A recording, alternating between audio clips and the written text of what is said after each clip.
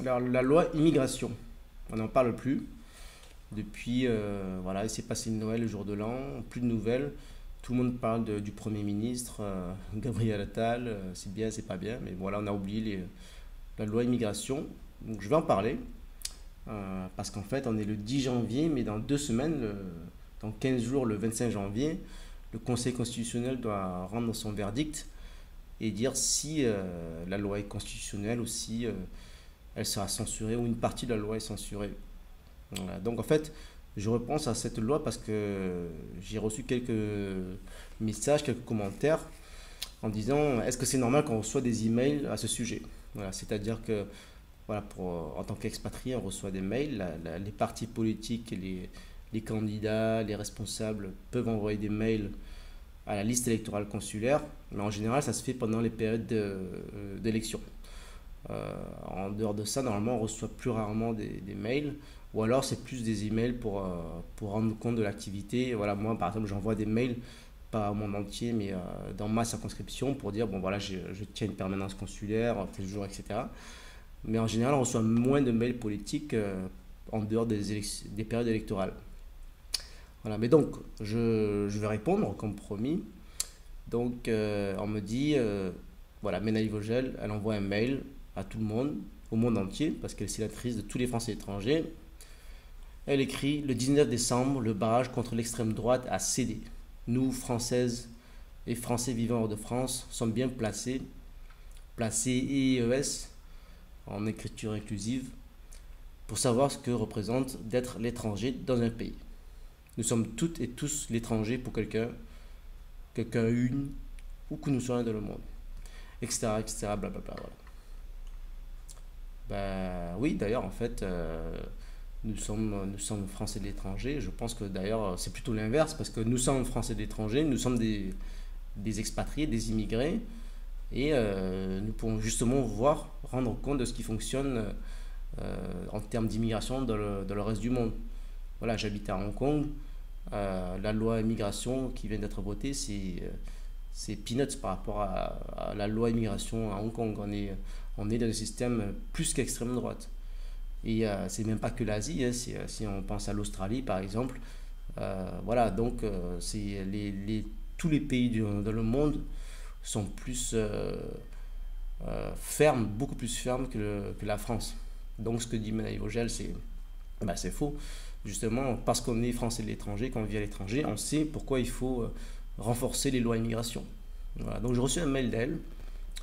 Et Yann Chantrel aussi, qui est un sénateur qui a été élu en même temps, en 2021, de mémoire. Il y a eu des élections sénatoriales en 2020, mais pour les Français étrangers, ça a été repoussé en 2021, tout comme les élections consulaires. Et voilà, donc lui fait partie de la même génération, pas en termes d'âge, mais en termes de. Enfin, peut-être en termes d'âge aussi, mais en termes d'élus, il a été en 2021. Il était auparavant un élu local. Et donc, après un parcours chaotique et débat tronqué, le texte sur l'immigration, inspiré du programme historique de l'extrême droite, blablabla. Voilà. Bon, moi, je vais pas lire son mail, on s'en fiche. Mais voilà, donc lui, il a envoyé 2 mails sur la loi immigration. Voilà, etc., etc. Et là, oui, je vois aussi un mail de. Donc, Anne Genté, c'est notre députée, en fait, ma députée, pour ceux qui vivent de la 11e circonscription, Asie, Océanie, Europe orientale. Elle a écrit dans son mail un petit peu briefing de fin d'année, ou de début d'année, je ne sais plus lequel c'est, mais en tout cas, elle fait un bilan de l'année. Et elle écrit: concernant l'actualité parlementaire, sachez que j'ai voté le projet de loi contrôler l'immigration, améliorer l'intégration, etc. C'est un texte de fermeté lorsque c'est nécessaire et favorisant l'intégration lorsque c'est mérité. Un texte qui rapproche la France des standards de grandes démocraties libérales comme l'Australie, le Canada et les États-Unis. Ouais, voilà. Bon, elle n'a pas totalement tort, mais bon, voilà, je ne sais pas si les standards du Canada et des États-Unis, on devrait s'en inspirer, vu ce qui se passe en ce moment. Encore aujourd'hui, il y a une demi-heure, je viens de voir une vidéo dans laquelle aux États-Unis, ils sont tellement submergés par l'immigration clandestine qu'ils utilisent des bus scolaires, tu sais, les bus jaunes, pour aller chercher les clandestins et les amener dans des écoles où ils vont dormir. Ils vont dormir dans l'école des enfants et les enfants vont pas avoir école pendant quelques jours peut-être parce que voilà, submergés. Après, je sais pas si c'est fake news, mais en tout cas, je viens de voir ça, c'est assez fou. Voilà, bon, ça c'était pour faire le petit débrief des mails que j'ai reçus. Et enfin, pour répondre, parce qu'on m'a demandé est-ce que c'est normal qu'on reçoit des emails politiques qui parlent de la loi immigration, c'est scandaleux, etc. Alors, ce qui est scandaleux, je suis d'accord, c'est de recevoir des mails et des commentaires à ce sujet. Mais après, bon, ce sont des élus de gauche, donc on va dire ils font leur job. En tout cas, pour répondre sur le point légal, oui, non, enfin, non, il n'y a pas de problème. Les députés, les députés, les sénateurs, les parlementaires des Français étrangers, les partis politiques et les élus en général ont le droit d'envoyer des mails politiques à tous ceux qui sont inscrits sur la liste électorale consulaire. Après, si vous ne voulez pas les recevoir, ben, vous vous désinscrivez de leur mail. Vous êtes obligé de recevoir au moins le premier. Et où vous pouvez être inscrit sur le registre du consulat avec un mail, mais en avoir un autre pour recevoir les mails politiques. Ça, c'est possible aussi. Ou alors, vous pouvez être inscrit sur la liste électorale consulaire, mais vous demandez de ne pas recevoir le mail, c'est possible. Vous mettez pas le... Il y en a plein qui sont inscrits sur les listes pour voter, mais ils ne reçoivent pas les mails. Parfois involontairement parce qu'ils n'ont pas donné le mail, ou ils ont donné une mauvaise adresse mail, ou beaucoup de gens s'inscrivent en fait à l'étranger avec leur mail professionnel. Ils travaillent dans une banque, par exemple, ils donnent leur mail, ils s'inscrivent au registre consulat avec ce mail. Après, ils ne travaillent plus dans cette banque, ils ont changé de job.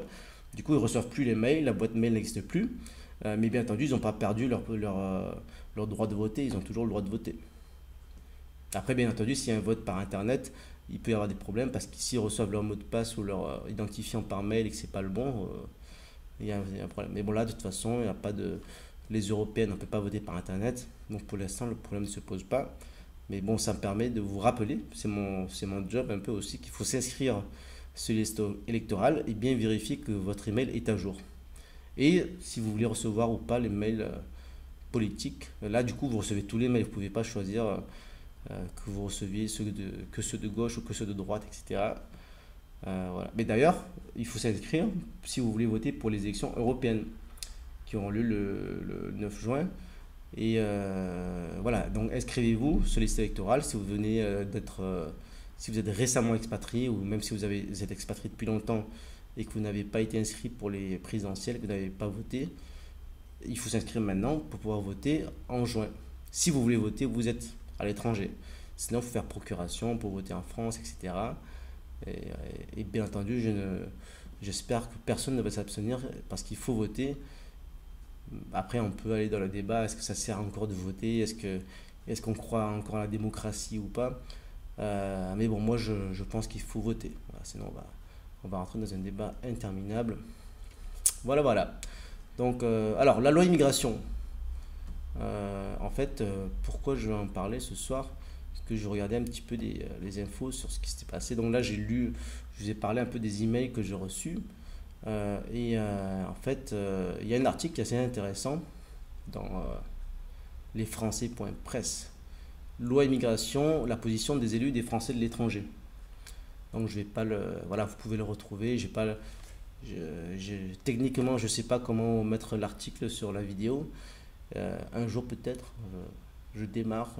Et puis non, j'ai pas le temps, j'ai pas que ça à faire. Là, je fais une vidéo un peu en direct, mais je ne suis pas un YouTuber. Je suis un élu, donc je vais juste vous parler je vais faire mon analyse. Et après, vous verrez l'article si vous le voulez sur lesfrançais.press. Donc, loi immigration de la position des élus des Français étrangers. En fait, il parle des différentes des positions des différents élus, c'est-à-dire les élus, les parlementaires, pas les petits élus comme moi, parce qu'on est plus de 500 de le monde, ça va pas être possible, mais les députés, les sénateurs. Alors, du côté des élus des Français étrangers, 3 députés se sont abstenus, 2 ont voté contre, les 6 autres ont approuvé le texte. Au Sénat, les 4 sénateurs classés à gauche ont voté contre, 2 élus centristes se sont abstenus, comme un sénateur ASFE. ASFE, il siège avec les Républicains. Et les autres, issus des rangs des Républicains et Insoumis, ont voté logiquement pour. Donc en fait, il y a tous les LR ont voté pour. Si j'ai bien compris, 2 ASFE ont voté pour et un ASFE a voté, s'est abstenu. Voilà, donc après, il y a une image avec tous ceux qui sont abstenus, ceux qui sont contre. Abstention. Éléonore Carrois, députée. Elle, c'est la députée d'Amérique du Sud, macroniste. Enfin, tous les députés sont des macronistes, sauf Mayor Habib. Sinon, tous les autres sont macronistes. Qui s'est abstenu? Abstention. Frédéric Petit, député. Lui, il est en Allemagne, je crois. Ouais, en Allemagne. Député. Qui a voté abstention. Député Christopher Weisberg. Amérique du Nord, celui qui remplace celui qui est devenu ministre, là. Comment il s'appelle? Sénateur Jean-Luc Ruel. Abstention. Alors lui, d'ailleurs, pour information, qui me semblait un petit peu plus à droite, qui me semblait un petit peu Zemmour compatible, et il s'est abstenu. Bizarre. Et en plus, il fait partie de la SFE, il siège avec les LR. Après, par contre, il est basé en Afrique, en Côte d'Ivoire. Donc, ça joue peut-être un rôle. Comme par hasard, en fait, la plupart des députés qui sont basés en Afrique, des élus, ils ont voté contre ou ils sont abstenus. Sénatrice Olivier Richard, abstention. Sénateur Olivier Cadic, abstention. En fait, ça m'énerve un petit peu ceux qui s'abstiennent, qui peuvent pas dire qu'ils sont pour ou contre. Moi, je trouve que ça fait partie en général de tous ceux qui sont les notables de la politique, c'est-à-dire ils ne veulent pas prendre position. En général, quand on s'abstient, c'est qu'on veut froisser personne. Et en fait, c'est l'ancienne politique. À la rigueur, parfois, je respecte plus ceux qui votent contre. Voilà, même si on n'a pas les mêmes idées, moi j'aurais voté pour. Mais je respecte ceux qui votent contre parce qu'ils ont des convictions. Ils disent voilà, moi je suis contre. Mais ceux qui s'abstiennent, franchement, ceux qui n'ont pas de couilles, quoi. Enfin, je parle un peu franchement, mais un peu crûment. Mais voilà, on ne s'abstient pas, on ne peut pas s'abstenir. Surtout sur un texte important comme ça. Bon, après, je dis ça, peut-être qu'un jour je m'abstiendrai si je suis dans leur situation, je ne sais pas. Mais en tout cas, quelqu'un qui ne se compromet pas, quelqu'un qui a des convictions. Quand on a des convictions, on ne s'abstient pas. Voilà. Bon, ça, c'était les abstentions. Contre. Qui a voté contre? Député Amelia Lacrafi, c'est la députée d'Afrique. Je ne sais plus si c'est de l'Ouest ou de l'Est. Et député Karim Benchek. Ouais, Karim Benchek, je me rappelle, parce que j'étais en Algérie, et ça parlait de lui. Donc, Karim Benchek, c'est l'Afrique de l'Ouest. Et Amelia Lacrafi, c'est l'Afrique de l'Est. Donc, les deux députés d'Afrique ont voté contre. Sénatrice Mathilde Olivier, elle est écologiste, qui a été élue cette année, là, enfin, il y a quelques mois, en 2023. Elle a voté contre. Mélanie Vogel, bon, c'est elle qui a envoyé le mail, elle a voté contre. Donc ça, c'est les deux écologistes. Sénateur Yann Chantrel, celui qui a envoyé le mail, il a voté contre. Et enfin, la sénatrice Hélène Conway. Hélène Conway a voté contre aussi, je la connais, elle est assez sympa, je pense qu'elle est... bon, bah après, mais bon, elle est de gauche, elle fait son job. Qu'est-ce qu'elle a écrit? Je suis encore dans l'article. Ce que nous réserve la CMP, la commission mixte paritaire, donc, sur le projet de loi immigration, est une honte à notre histoire et à nos valeurs. Un texte de défiance vis-à-vis des étrangers et en tout premier lieu des étudiants. Notre pays sortira profondément divisé de cette séquence politique déplorable. Ben non, je suis pas d'accord. Mais bon, voilà, ils font leur job, hein, c'est des gens de gauche. Voilà. Je pense qu'il y a un peu de clientélisme, parce qu'en fait, à la rigueur, Karim Benchek, en Afrique, il est député LFI. Enfin, en tout cas, NUPES. Je ne sais pas s'il est LFI, mais en tout cas, il est NUPES. Donc voilà, c'est la gauche-gauche. Il a voté contre. À la rigueur, c'est logique. Mais Lacrafi, c'est une députée, macroniste. Et donc, le gouvernement macroniste veut que leurs députés votent pour. Donc en fait, Lacrafi, elle a voté contre son propre camp, puisque les macronistes sont pour. Il n'y a pas que les macronistes, il y a le RN aussi, et d'autres. Mais voilà, logiquement, Lacrafi, elle aurait dû voter pour, mais elle a voté contre. Est-ce qu'elle va se faire exclure? Est-ce qu'elle va... Je sais pas. Bref. Et voilà, ça parlait de qui? Ah oui, il y a un autre député qui a voté pour. C'est Vogetta, Stéphane Vogetta, député à Espagne, Portugal, voilà. Et notre député, Anne Genetet, a voté pour. 11e Circo, Asie, Océanie, Europe orientale. Et voilà, après... en fait, c'est un petit peu drôle parce que les députés des zones un peu plus conservatrices, l'Asie, c'est plus conservateur. Elle a voté pour. Et les députés d'Afrique ont voté contre. Ou alors se sont abstenus, les députés et les sénateurs. Donc en fait, on se demande si c'est vraiment ce qu'ils pensent, si c'est leur conviction ou si en fait ils votent par rapport à leur électorat. Voilà, celui qui est d'Afrique, qui est super, on va dire, zémourien, ou en tout cas de droite, parce qu'en fait Zemmour finalement il n'était pas très pour ce texte, mais en tout cas quelqu'un qui est de droite, normalement il est pour une loi qui restreint l'immigration. Mais s'il est basé en Afrique, et que ses électeurs sont peut-être pas africains, mais français qui habitent en Afrique, il va peut-être s'abstenir. Voilà. Bon, voilà, ça c'était un débrief pour la position, au sujet de la position des élus des Français et étrangers. C'est pas super intéressant, surtout que si vous n'êtes pas expatrié, vous ne savez pas de quoi je parle, de qui je parle, on s'en fiche quel député, etc. Mais maintenant, entrons dans la loi en elle-même. En fait, c'est intéressant comme sujet parce qu'en fait, ça divise le camp national. Il y a des sujets qui divisent le camp national, enfin le camp des patriotes, pour des raisons plus ou moins évidentes. Par exemple, le Covid, la guerre en Ukraine, en Russie. Il y a des patriotes qui sont pour la Russie, il y a des patriotes qui sont pour l'Ukraine. Enfin, en tout cas, peut-être pas pour, mais ils sont un petit peu neutres. La guerre, le Hamas, Hamas-Israël, ça divise aussi des patriotes. Il y a de tout chez les patriotes, y compris chez les Zémouriens. Donc ça, ce sont des sujets qui divisent. Le Frexit, il y a des patriotes qui sont pour le Frexit, il y en a qui sont pour rester dans l'Union européenne réformée comme Zemmour, par exemple, etc. Voilà, donc il y a pas mal de sujets qui divisent les patriotes, mais normalement, l'immigration, ça ne devrait pas diviser. C'est bizarre. Or, là, le projet de loi immigration, le RN est pour, mais nos amis de Reconquête, en tout cas une majorité, j'ai vu, ont juste répété ce que disait Zemmour. En fait, parfois, il me semble, sans vraiment comprendre ce qu'il y a dedans.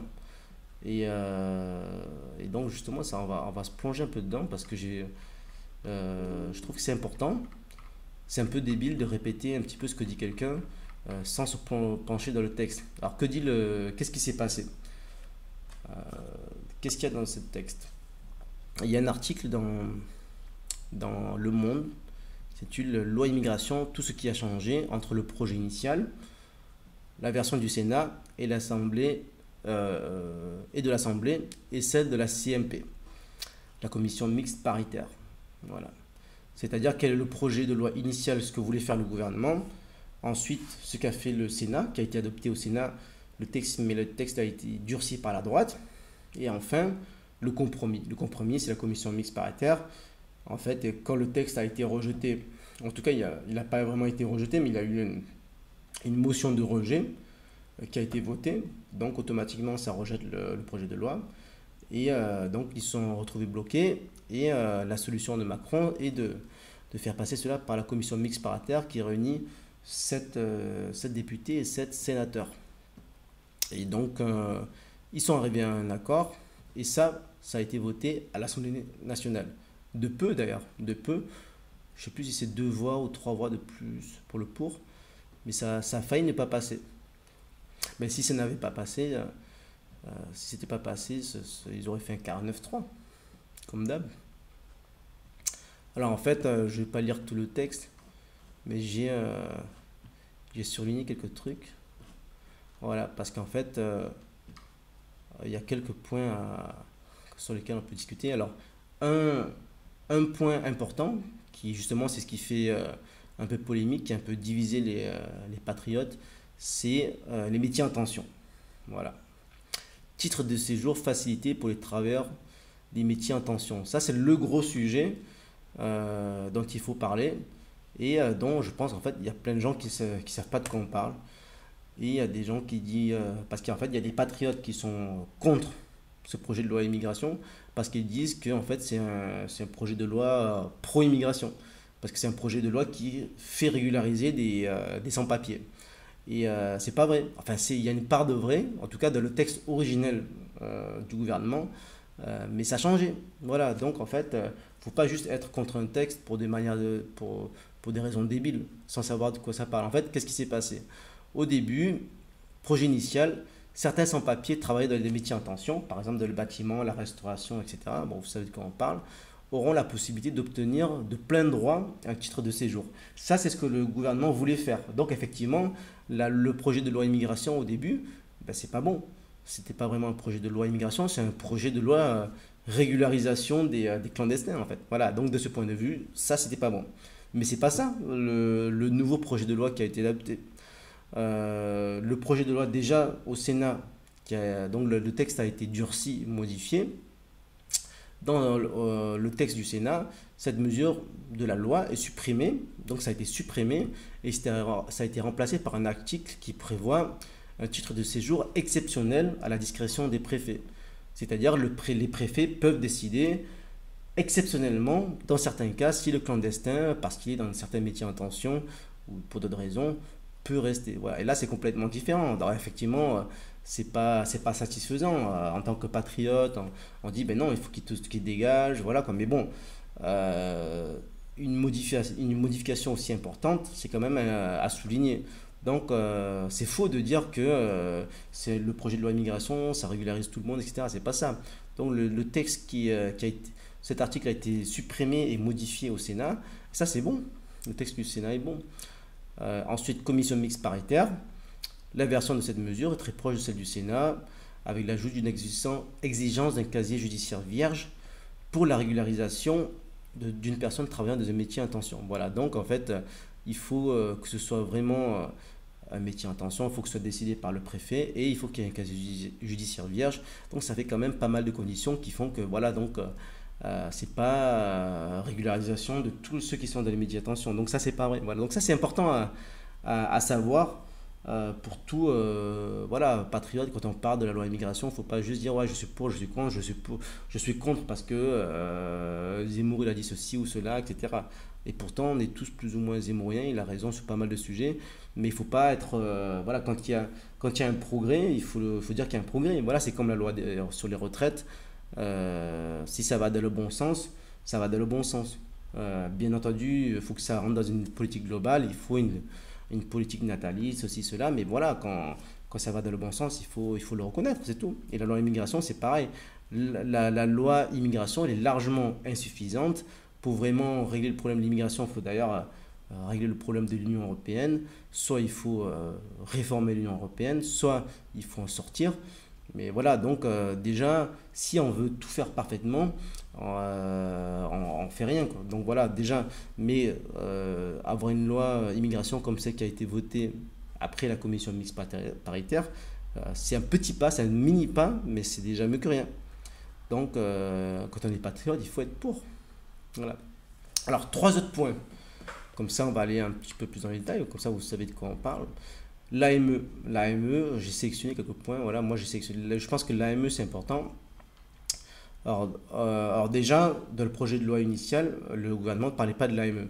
Et donc c'est au Sénat que le sujet de l'AME est sorti et a été ajouté dans le projet de loi. Donc il disait suppression de l'AME réservée aux étrangers en situation irrégulière. Ben, ça c'est top. Voilà, donc moi je suis pour, évidemment. Il faut supprimer. Enfin, moi je suis même pour supprimer l'AME tout simplement. Mais bon, voilà, si déjà on supprime l'AME aux étrangers en situation irrégulière, c'est déjà top. Remplacé par une aide médicale d'urgence, AMU. Voilà. Donc, ça, c'était le projet du Sénat. Et l'AMU, ça veut dire médicale d'urgence, les vaccins réglementaires, les examens de médecine préventive, etc. Voilà. À la rigueur, ça, on va dire, je suis plutôt pour. Voilà, c'est parce que c'est vrai que le clandestin qui vient en France, il a une maladie rare qui n'existe plus en France, il débarque et ramène cette maladie, c'est pas bon pour les Français. Voilà, donc tant qu'à faire, à la rigueur, ça, il faut les vacciner, voilà, parce que là, c'est vraiment d'utilité publique. Voilà, donc si c'est pour qu'ils se fassent faire, qu'ils aillent chez le dentiste gratos, ou ils ont un petit rhume et là du coup c'est payé par le contribuable et là c'est pas bon, je suis pas d'accord. Mais par contre s'ils amènent une maladie qui est dangereuse pour les Français, que personne d'autre et que eux ils ont et qu'ils importent, eh ben là c'est pas bon, là par contre il faut les soigner. Donc à la rigueur ça je trouve que c'est logique. Et ça disait quoi le texte du Sénat? Le texte du Sénat disait les bénéficiaires de l'AMU doivent s'acquitter d'un droit annuel. Voilà, donc en plus il fallait qu'ils payent. Donc ça à la rigueur ça me va. Voilà. Et donc, qu'est-ce qui s'est passé avec l'AME, la commission mixte paritaire? Donc, l'article a été supprimé, malheureusement. Voilà, donc effectivement, on peut dire que ça partait d'une bonne initiative du Sénat, mais c'est pas passé. Voilà, donc bon, on peut se demander à quoi sert le Sénat, mais au moins ils ont, voilà, la volonté était là. Voilà, donc effectivement, quand on voit que le texte proposé par le Sénat proposait la suppression de l'AME, après le texte de la commission mixte paritaire, donc celui qui a été voté récemment et qui va passer au Conseil constitutionnel, ça a déjà été supprimé. Bon, on va dire c'est dommage.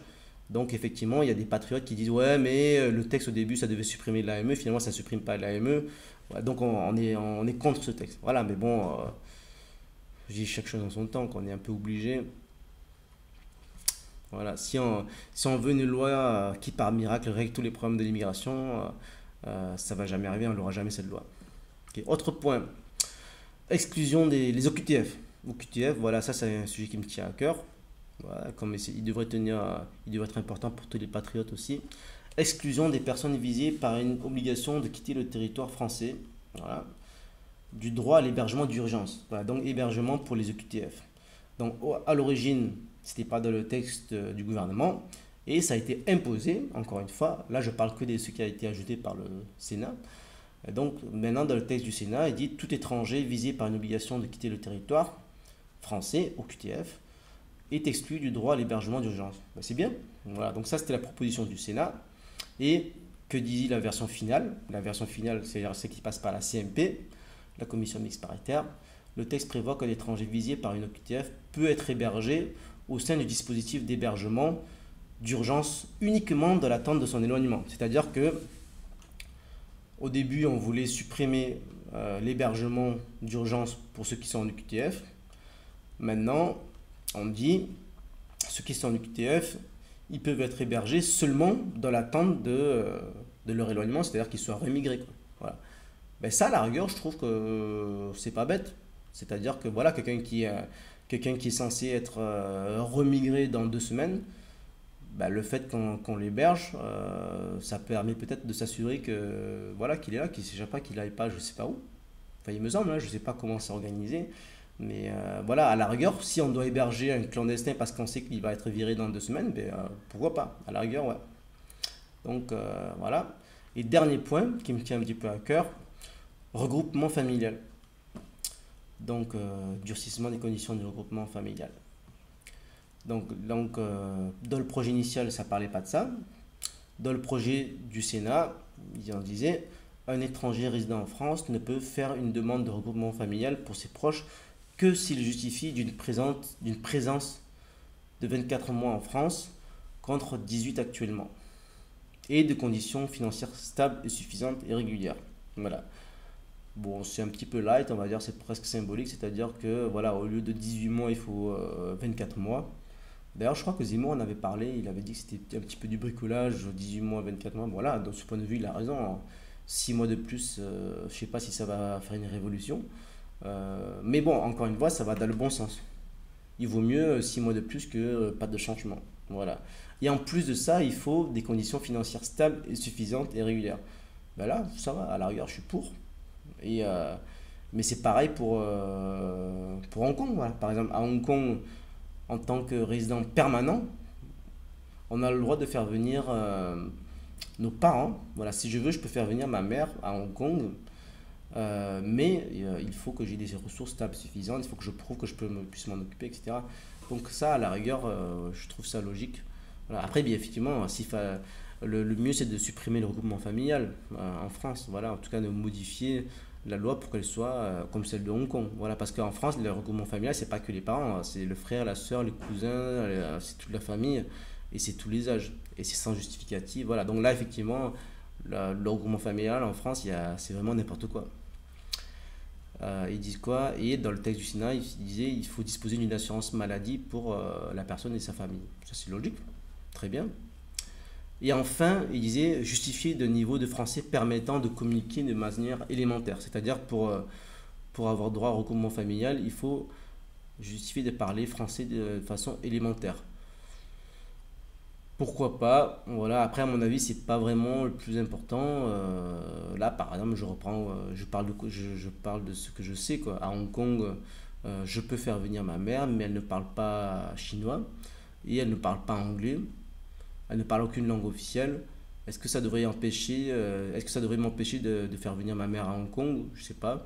Voilà, si je m'engage à m'occuper de tout pour elle, de traduire, d'avoir quelqu'un qui s'occupe d'elle, il n'y a pas de problème. Donc, quelqu'un qui parle pas la langue officielle, il n'y a pas de problème. En tout cas pour les retraités, voilà. Après, si quelqu'un qui veut venir travailler, c'est autre chose. Mais pour les retraités, voilà. Donc, ouais. Mais bon, en tout cas, tout ce qui durcit les conditions du regroupement familial en France, ouais, que je suis pour. Voilà. Donc ça, c'est ce que disait le Sénat.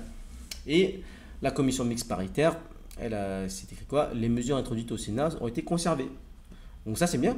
Donc maintenant, pour le regroupement familial en France, il faut une présence de 24 mois, il faut des ressources stables et suffisantes régulières, il faut une assurance maladie, il faut un certain niveau de français. Et ça, c'est bien dans la loi immigration. Voilà, c'est les petits points. Je ne vais pas lire tout le truc, sinon ça va prendre des heures. Là, ça fait combien de temps? Là, ça fait, je sais pas, ça fait une demi-heure déjà. Voilà, faut pas, je pense il faut se plonger un petit peu dans les textes et ne pas trop dire n'importe quoi. Voilà, mais en tout cas, c'est dommage que certains, y compris des patriotes, se positionnent assez contre cette loi immigration et critiquent tout et rien. Je pense que ça va dans le bon sens. Je sais plus, Marine Le Pen a dit que c'était une victoire idéologique, ou enfin je sais plus ce qu'elle a dit, mais voilà, elle a raison, c'est un petit pas dans la bonne direction. Au moins, il faut en tout cas il faut que la mentalité des gens change. Donc, même si le projet de loi en lui-même, c'est pas une révolution, c'est une petite avancée, et même si en plus de ça, le Conseil constitutionnel risque de censurer une partie, parce que d'ailleurs, c'est ce que veut Macron, je crois, Macron, Darmanin, toutes ces cliques macronistes. Je pense qu'ils espèrent que le Conseil constitutionnel censure certaines lois parce qu'on leur a imposé. Parce que c'est pas ce qu'ils voulaient. Eux, ils ont fait une loi immigration qui régularise les sans-papiers, etc., etc. Et au lieu de ça, ils ont accepté un compromis avec des mesures donc, que je viens de citer. Là. Il y a des mesures, il y a une mesure qui parle des métiers en tension, mais après, les trois autres points que j'ai évoqués, sur l'AME, les OQTF et le regroupement familial, ça n'existait pas dans le texte du gouvernement. Donc on leur a imposé. Donc le gouvernement, il aimerait bien, enfin je pense, il aimerait bien que le Conseil constitutionnel censure ce qu'ils ont été obligés d'accepter. Ils ont été obligés de l'accepter en commission mixte paritaire. Voilà, donc c'était ce que j'avais à dire sur la loi immigration. Et vous, qu'en pensez-vous? Dites-moi. Donc on peut faire des commentaires sur YouTube, on peut faire des commentaires sur les posts, sur Twitter, sur tout le reste. Restez en contact, dites-moi. À très vite.